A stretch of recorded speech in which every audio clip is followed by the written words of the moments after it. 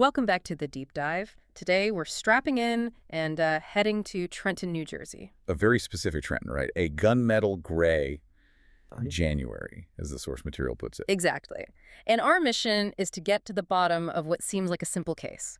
A bail jumper named Moses Bedemier. But everyone in town calls him Uncle Mo. And that's where the problem starts. Because Uncle Mo isn't just some guy. He is, you could argue, Trenton's most beloved citizen. He's a saint. A total saint. Runs this little ice cream and candy store. Has for decades. A neighborhood historic treasure. So when he skips bail on a firearms charge, the entire community just forms this human shield around him. They believe he's being persecuted. And our deep dive today is going to put us right inside this absolutely bizarre and escalating investigation. We're seeing it all through the eyes of a very, very reluctant bounty hunter. Yeah, and the source material we have is just fantastic. It takes us from what starts as a really minor traffic stop and just spirals into multiple homicides. All here. The weird clues, the shocking details about who this fugitive really is, and, this whole cast of volatile characters. Oh, absolutely. Eccentric family. A file clerk who wants to be a bounty hunter. And eventually, a homicide detective named Joe Morelli who starts sniffing around. So for us, this whole exercise is really about information triage. Exactly. You have to separate the public myth of St. Mo from the private facts. Yeah. Facts that suddenly and violently connect this sweet old candy man to drug dealers and, well, dead bodies. We're watching a petty FTA case transform in real time into a manhunt for a potential vigilante killer. Right. And in Trenton, the only thing hotter than the chili dogs right now is the gossip about where Uncle Mo has gone. Okay, so let's set the stage with the person who is actually tasked with bringing Mo in. Her name is Stephanie Plum. And she's not a seasoned pro, not at all. She's in this bounty hunter job purely out of, desperation. Total desperation. She was a lingerie buyer, got laid off, and this was better than the alternative. Which was, what, a job at a tampon factory? Something like that. So she's working for her cousin, Vincent Plum, at his bail bond office, and she's what they call a recovery agent. She gets 10% of the bond for every FTA she brings in. And that 10% is everything, because when someone skips, the bondsman, in this case her cousin Vinny, is on the hook for the entire bond. The whole ball of wax, as Vinny puts it. Right. So for Mo, that's a lot of money. The financial pressure from Vinny is immense, which is why he's pushing her so hard to find a guy that literally everyone else thinks is innocent. And the office itself is just, it's a mess of conflicting motivations. You have Vinny, the boss, who the source just calls a sexual lunatic. Yeah, which tells you everything you need to know. He's crass. He only sees Mo in terms of the money he's about to lose. Mo's good deeds mean nothing to him. Then you've got Connie Rosoli, the office manager. She's sort of the moral center of the place, the guard dog. And she is horrified by this whole thing. She thinks chasing Uncle Mo is just morally wrong. She keeps saying, everyone knows Uncle Mo would never do anything wrong. So she's basically echoing the entire town's sentiment right from inside the office that's supposed to be hunting him. It's a huge internal conflict. And then there's the third person in this office, and that's Lula. Lula is something else. She's the file clerk, a former streetwalker, and she has decided that her new job title makes her an expert bounty hunter. An aggressive wannabe bounty hunter. The description of her is a 230-pound, black, kick-ass Shirley Temple. Which is just an incredible image.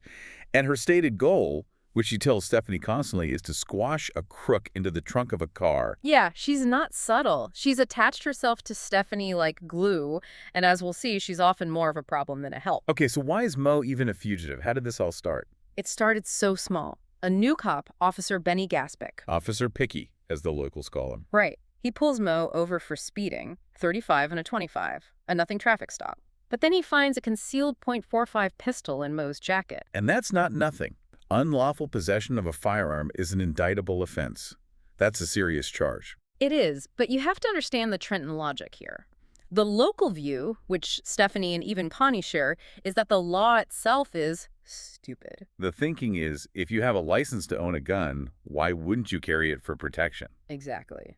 So in their minds, Mo's arrest felt totally arbitrary, like they were targeting a good man for no real reason. Which is why, when he skips his court date, nobody sees it as him being guilty. They see it as an act of protest. Right, and that's why Stephanie is so reluctant. Her first thought is, everyone will hate me, my mother will hate me. And she's not wrong. That fear is validated almost immediately. The first thing she and Lula do is go to Mo's store on Fair Street, and it's closed. Which is a huge red flag. Unprecedented. Yeah. The store hadn't been closed a single day since 1958. So they start knocking on doors, and the community's defense just snaps shut instantly. A former teacher, a Mrs. Steger, opens her door just a crack to basically call Stephanie a liar. Yeah, a little fibber, and then slams the door.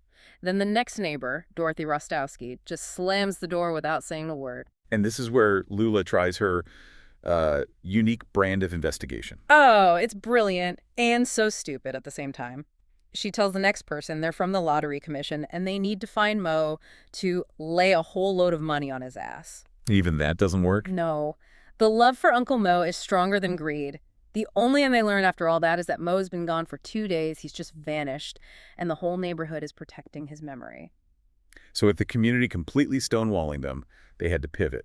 They start looking at official records, property, anything to find a crack in that St. Mo story. First stop is family. Mo's sister over in Staten Island. She's described as good, sturdy Hungarian stock. And she's genuinely shocked he's gone. Her testimony is so important because it just reinforces that public image. She calls him like a priest, married to the store, says he was incredibly private. She had no idea he had a second home or even any close friends. That level of privacy, even from his own family, suggests this secret life he was living wasn't new. It was, carefully built over decades. It was the perfect cover. At the same time, they get their first hard piece of evidence. This comes from a friend at the DMV, Norma. Right, and even she is reluctant to help. She's worried Stephanie might hurt Uncle Mo, but she confirms he owns a '92 blue Honda Civic. And a quick search confirms the car is gone. Exactly. So this just blows up the theory that he, just forgot his court date or something. Right, a missing car means he deliberately fled. The question changes from where is he hiding to where did he go and why. And the property clues just make it even weirder. Behind the store, his garage is just wide open, unattended. And inside, there's all the store inventory. Tasty straws, Hershey's syrup, motor oil. Stuff that could easily be stolen. And the thought is, even for a trusting guy like Mo, leaving the garage open seems like an excessive burden on human nature. It just doesn't fit. It suggests he either left in a huge hurry or maybe he was forced to leave. And then they get inside his apartment, which just contradicts the garage completely. Lula manages to find a hidden key, so they get in. And inside, it's perfect. Meticulously tidy. There's food in the fridge. His clothes are all in the closet. No signs of a struggle, no note. So the apartment says, "I'll be right back." But the missing car and the open garage say, "I'm gone for good." It's a total puzzle. And right as Stephanie is trying to sort through this low-level weirdness, the high-stakes official world makes its first appearance. In the form of Joe Morelli. Yeah. He's a vice cop who's temporarily working homicide, and suddenly he's very interested in this case. And Stephanie immediately clocks that he's being too polite. Oh yeah, she sees it as a manipulation tactic right away. She thinks he's trying to use her unmanageable curiosity to basically do his police work for him. He sees the bigger picture. He knows this is more than a simple bail jump way before she or Vinny does.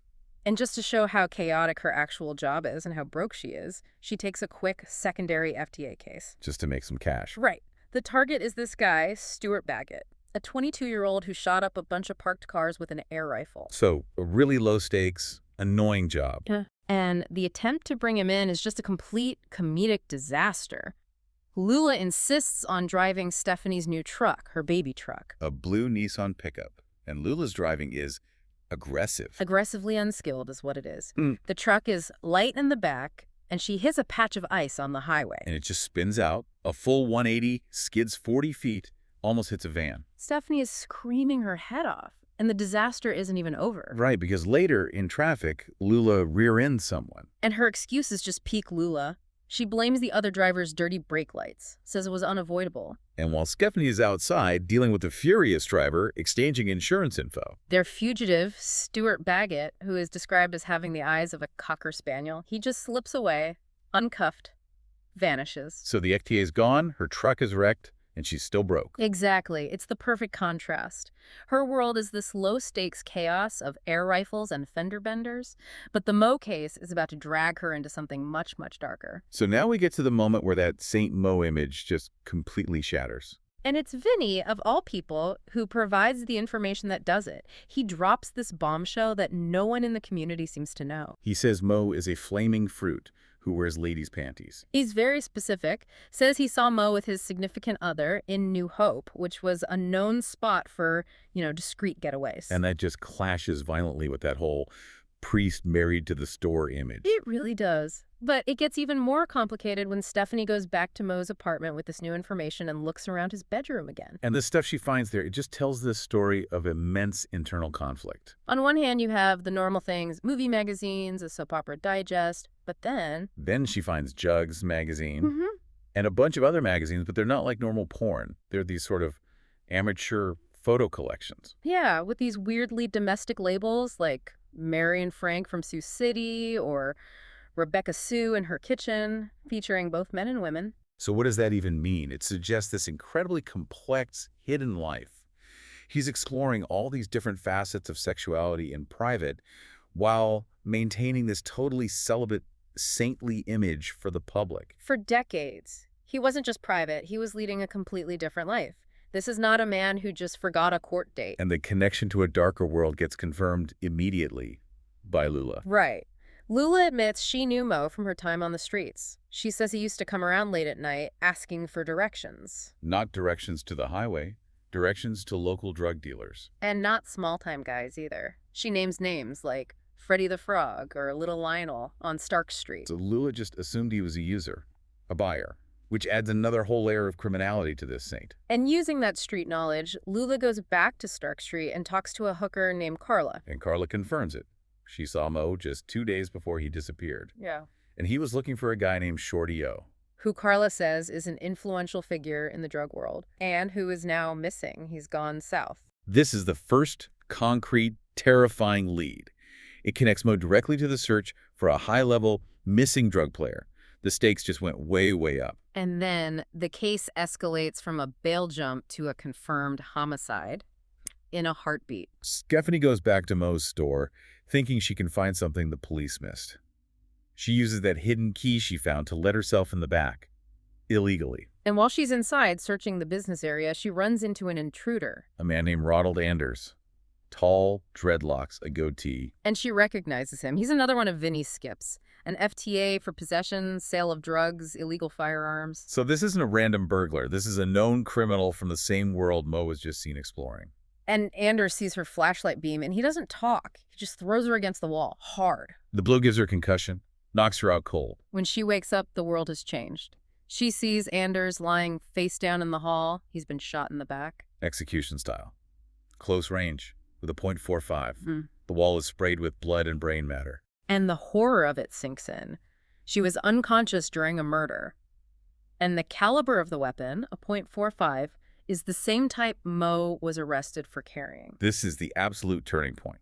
Because when Morelli questions her later, she's compromised. She's in deep. And she lies. She withholds two critical pieces of information. First, she doesn't tell him she broke into the store using Mo's key, which puts her unlawfully at a murder scene. And second, and this is maybe even worse, she doesn't mention that her own gun, her .38 Smith & Wesson, is now missing. The one she'd stupidly left unloaded in an azalea bush outside her apartment. Yes. So she has now concealed evidence, lied to a homicide detective, and put herself dead center in a murder investigation of the fugitive she's supposed to be hunting.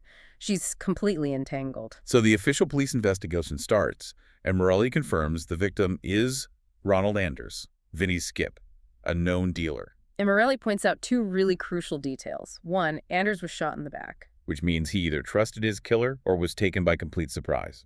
And two, Anders had a loaded gun in his waistband that he never even drew. That is so telling. It screams ambush, or that he let his guard down with someone he didn't see as a threat. Right.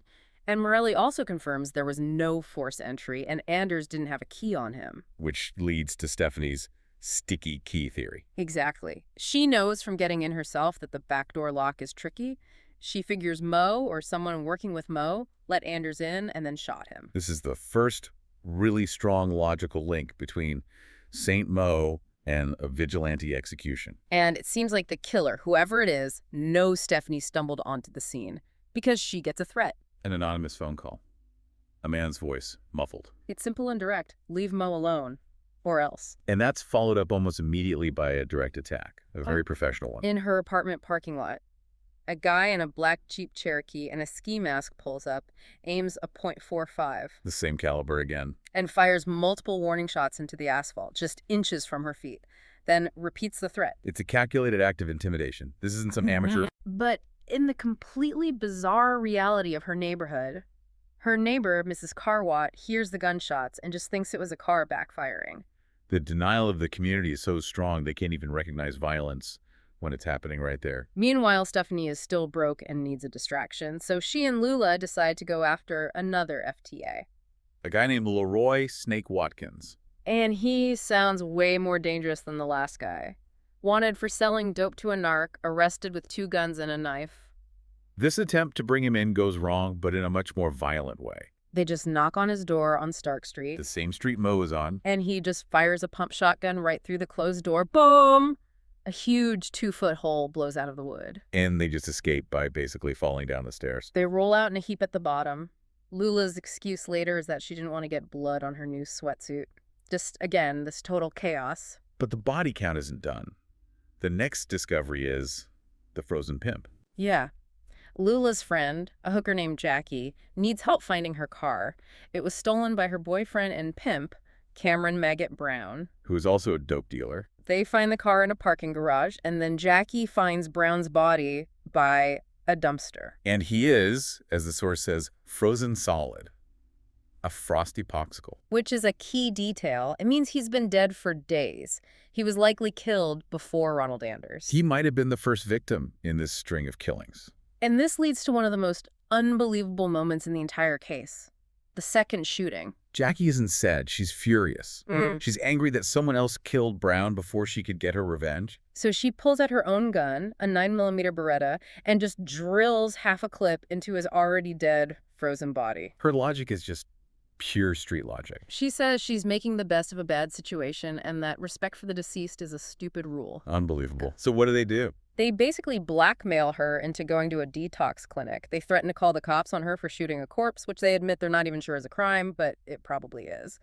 So the level of violence, the absurdity, the moral gray area, it's all just spinning completely out of control. And through all of this madness, Morelli is this constant lurking presence. He's tracking Stephanie now, not just the case. He knows she's the key. She's the one who keeps stumbling into the middle of everything. And he proves how serious he is by just breaking into her apartment, picks the lock, the deadbolt, the chain. She comes home and finds a homicide detective in her kitchen eating her family's spice cake. It shows his complete disregard for boundaries.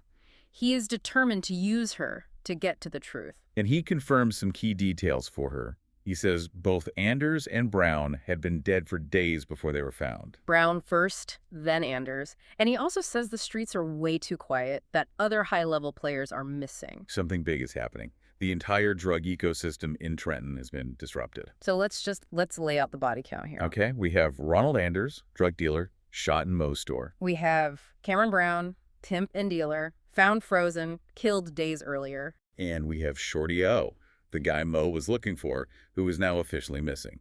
All 3 are tied to the drug trade.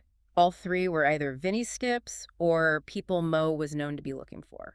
And Stephanie and Morelli sort of walk through the Anders murder again, and they both agree the only person who could have that sticky key, who could have let Anders in, was Uncle Moe, and Anders' untouched gun implies he trusted the person who killed him. So this is where that vigilante theory really solidifies. It's not just a guess anymore. It's the only thing that makes sense. You have to look at the 2 Moe Bedemiers. On one hand, the beloved Candyman, who is militant against dope in his neighborhood. And on the other, the guy secretly carrying an illegal .45 and actively hunting down drug dealers on Stark Street right before they all start turning up dead or missing. This is not just some confused old man. This is calculated. And it leads to this one terrifying conclusion. Is Moses Bedemier, the cherished ice cream man, waging a one-man war on Trenton's drug pushers? Is he a self-appointed executioner? The timeline fits perfectly. The missing players, the order of the bodies, the execution style, the .45. And that threat she got, leave Moe alone. It suggests the killer, or someone protecting the killer, is trying to keep this operation going. They're protecting the vigilante. So the whole picture just flips. This isn't about an innocent man. This is about a lovable, out-of-shape ice cream guy who is turned killer. The revenge of the small businessman, as the source puts it. And that is why Morelli is on Stephanie so hard. He's not just looking for information. He knows she is unknowingly tracking a serial vigilante who is operating under the best cover imaginable. The absolute, unwavering belief of his entire community, that fierce certainty that he could never, ever do anything wrong, that denial is his greatest weapon. And that weapon, that myth, is what's protecting him. Every door slammed in Stephanie's face, every lie told, every gunshot dismissed as a backfire. It's all protecting a man who might be systematically murdering people. Hashtag tag tag outro. Wow, what a completely bizarre and unsettling deep dive this has been. We started with a simple FTA case, a bail jumper. In a cold Trenton January. Yeah, and we ended up uncovering this complex, chilling pattern of vigilante justice just simmering right under the surface of this beloved neighborhood. The contrasts are just so jarring, aren't they? The revered saint versus the guy with a secret life reading those magazines and carrying a .45. And the clumsy, almost comical bounty hunter stumbling right into the path of what seems to be a cold professional shooter. The whole investigation is really built on this collision between the public myth and this very dark reality. And at every single turn, the bounty hunter runs into this wall. This wall of belief. The absolute certainty from everyone, her family, her coworkers, the entire town, that Mo would never do anything wrong. And that collective refusal to even consider he could be guilty is what allowed all this violence to happen, completely unchecked. Which brings us to our final thought for you to think about. How often does that happen? How often does the strength of a community's belief in someone, their idealization of a trusted figure, completely blind them to that person's true, dangerous, and maybe even murderous potential? And what happens to justice when the fugitive you're hunting is also the prime suspect in a series of killings that maybe some part of the city secretly approves of? If Saint Mo really is the killer, the real challenge isn't just finding the man. It's dismantling the myth that has kept him safe all this time. What if the people you trust the most are simply the best at hiding their chaos?